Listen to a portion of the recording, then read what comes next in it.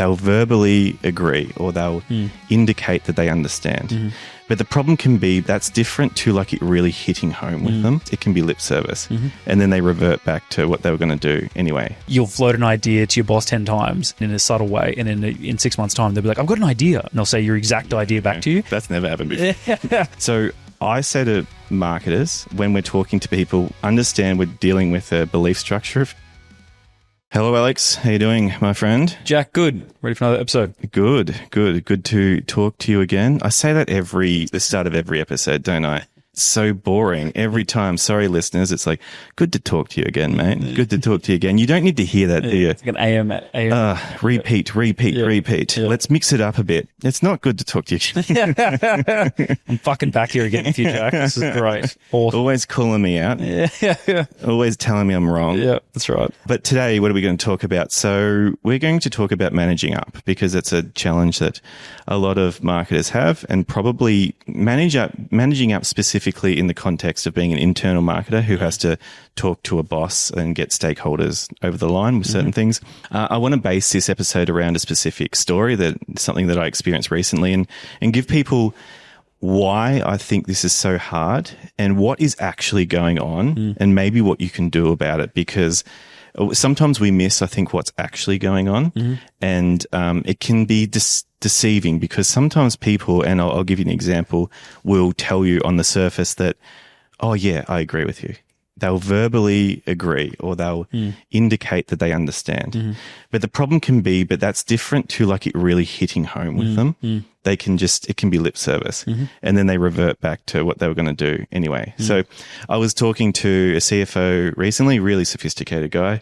And when I say marketing, he would say PPC basically is where the conversation kept going. Which is a pay-per-click. Pay-per-click, obviously. Yeah. And which is frustrating for me. I'm not, pay-per-click's something I'm aware of, but I don't do a lot of work in that. I would contract someone in. I would ask an expert about that if that was part of a strategy I was implementing. And my point was there that he expects marketers to show how they're contributing to revenue. I was making the point that a lot of things contribute to revenue.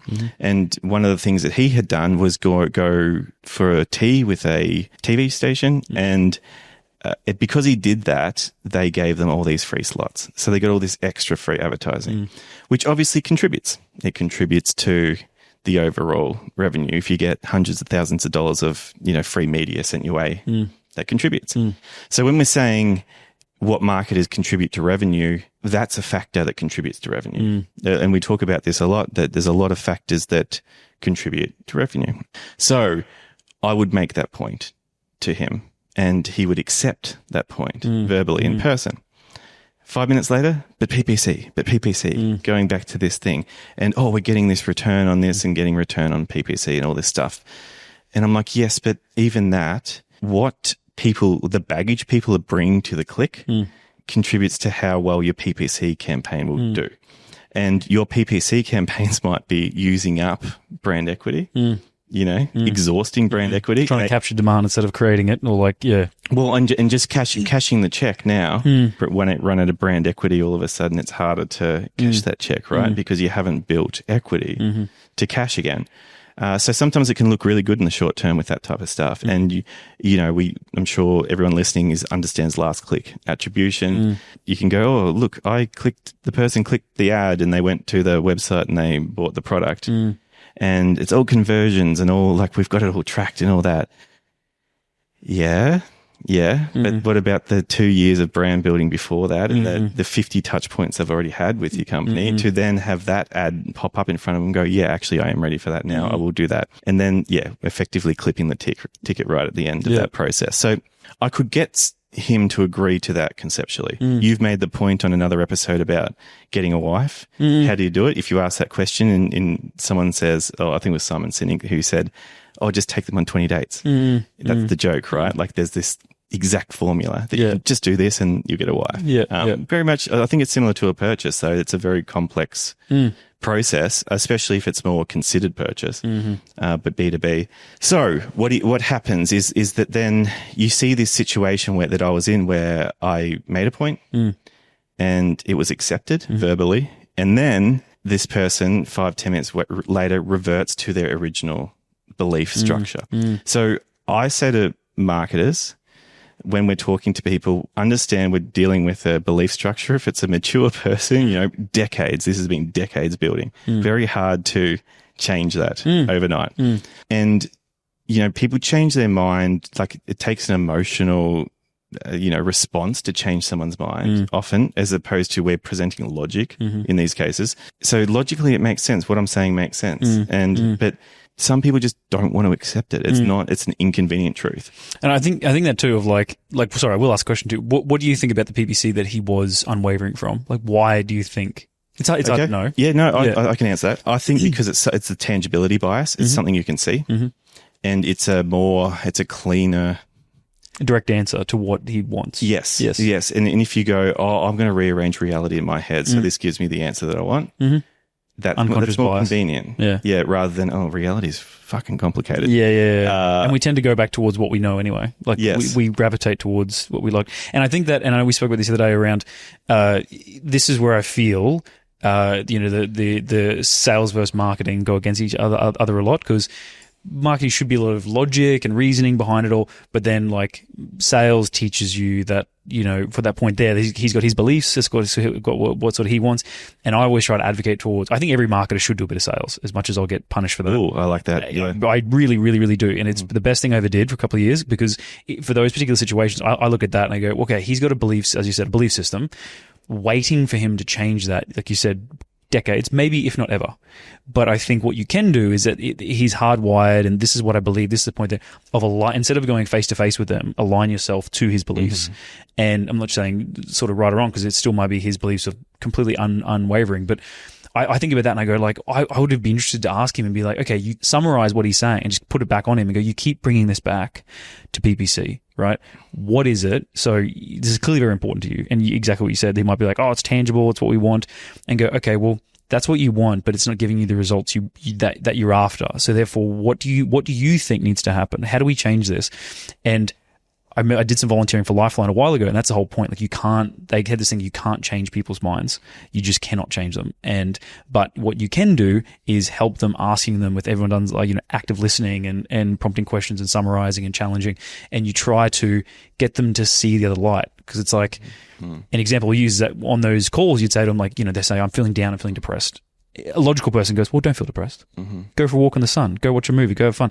You tell them stuff and they will not do it. They will dig their heels in and will not do it. But if you position the questions back to them and you go okay, well, you're feeling like crap, so clearly you don't want to feel like this, right? And he goes, well, what could you do today, or what do you want to do? And they go, well, actually, I wouldn't mind watching my favorite show on tonight. Like, okay, cool, that sounds like fun. And then they go, well, what else do you want to do? Well, do you and I don't really want to feel like this. Well, what could you do tomorrow? It might be uncomfortable. What's the one thing you could do? Well, yeah, I might go do this then. And it's like you position them back to them, so it's they're finding their own answer. Yeah, okay. And so if they're answering the question too, they're almost opting into that action. Managing up is the whole point of you'll float an idea to your boss 10 times and in a subtle way, and in 6 months' time they'll be like, I've got an idea, and they'll say your exact idea back to you, and it's like, that's never happened before.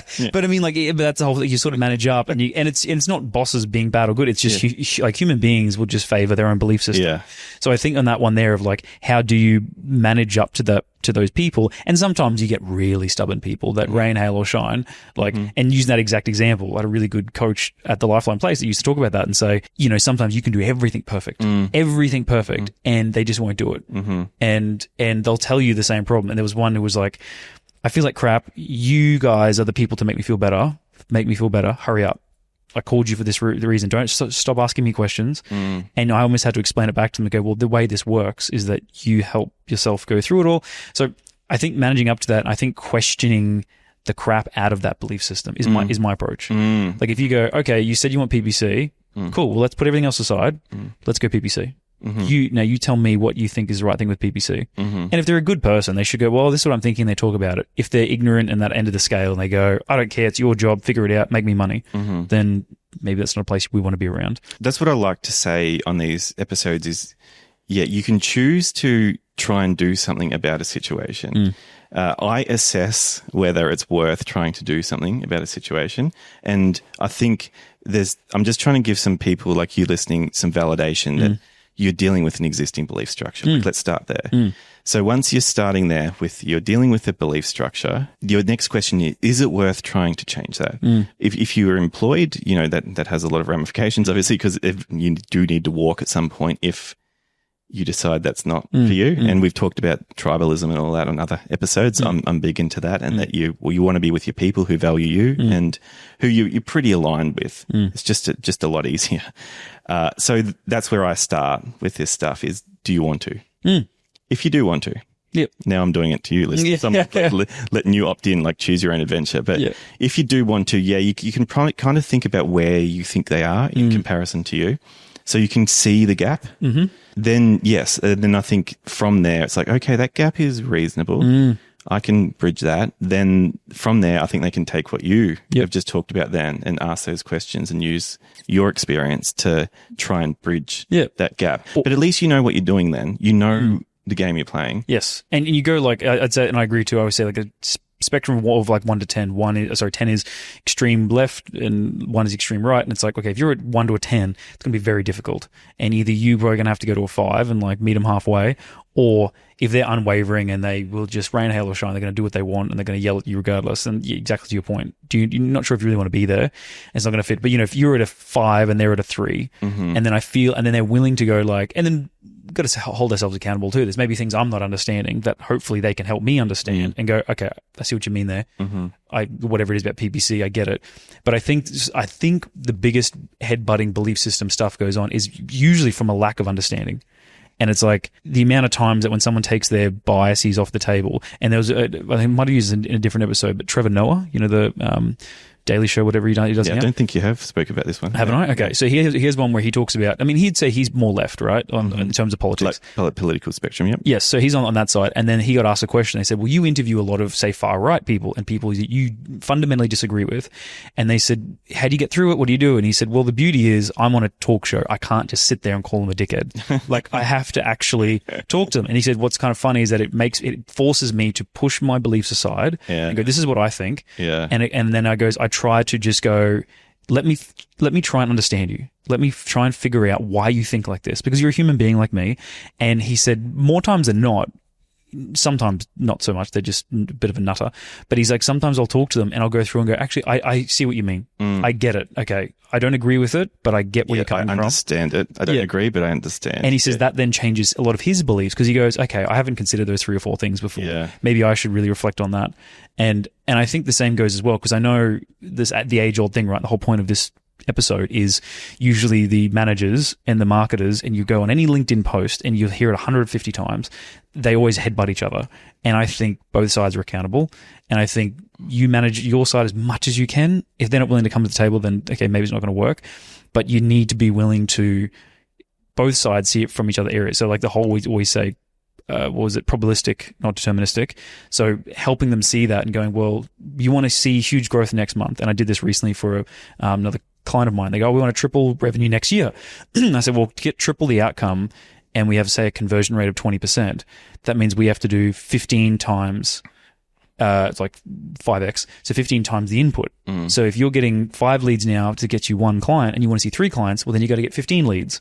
And what gets us 15 leads is 10 webinars or 5 events or whatever. So we have to really fill the top of the funnel. And they were like, oh God, that's really expensive. I said, well, I'm not saying you can't or you can, but I'm just trying to show you the chessboard, what you have to do. Yes. Whereas I feel sometimes as marketers, we don't necessarily do that because it's so clear in our heads that we go, well, you're an idiot. This is what you should do. But then that might be fun, but it's not. It's emotionally reassuring. But it's not, doesn't help anyone. Yeah. And I might sound like a dick on these episodes sometimes, but I don't actually. Yeah, I do treat people with respect, by the way. Yeah. I mean, yes, Alex is very much a diplomat on this podcast, and I'm very much the straight down the line, and here's how it is. But, you know, I think we need a bit of both there as well. Like, we need reassurance as marketers that we do have skills and we do have expertise, because, you know, the business world will gaslight us. Yes. But also, yes, we have got a responsibility to, you know, and this podcast exists because 50% of what we need to do is communicate well with stakeholders. Correct. So And bit I of column A and bit of column B. I realize, but I will say that side too is that I do that one where I educate, try my best, try to put the map out. And to that same example, I've had people, like I've gone down to the right decimal point to go, this is what we have to do. And they go, I don't want to do that.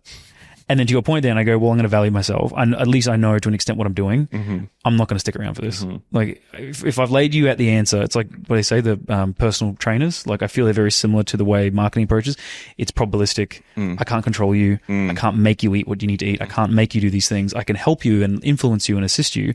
But if you're going to sit there and eat Maccas every morning, not get off the couch, and then blame me as to why you're gaining weight, then I'm not going to stick around. Like, that's your fault. Don't put that shit on me. So yeah, I think there's a point of that too. And like everything, there's a balance to it. But I think both sides, if you can't control them, but if you can control your side and go as far as you can and educate and help and don't break your back over it and just go, listen, I'm done. Like, I've tried my best. I'm not the right person for this. Then good luck. Yeah. I think that's a perfect way to end the episode. Done. Yeah, we're done. Full See you stop. on the next one. See you next one.